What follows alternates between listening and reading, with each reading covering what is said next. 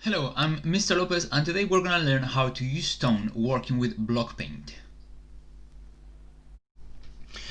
For today's example, we're gonna be using a landscape, so I decided to work first. I did some hills in the background and then some palm trees and then some cactus on the front.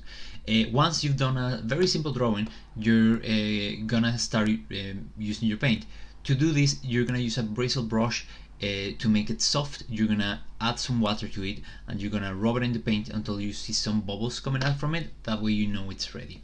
We're gonna use the main color, the color straight from the tube or straight from the block in your third section. This will be like to know how darker or how light you need to go after.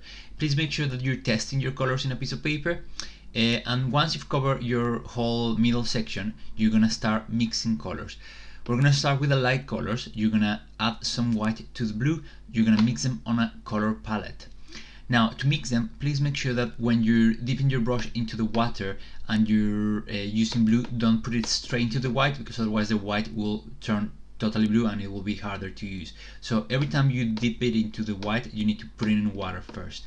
You're gonna mix your color and you're gonna create a lighter tone of whatever color you're using.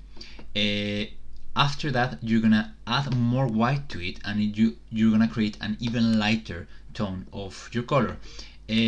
Sometimes it's difficult to see if it's painting or not, but even if it's really light, you will have some hint of your color.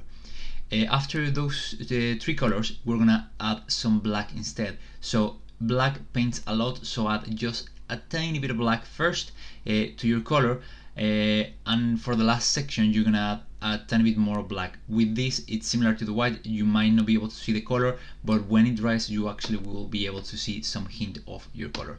And that's it. That's how we will create a lot of tone in a simple landscape drawing. Thanks for watching. Bye.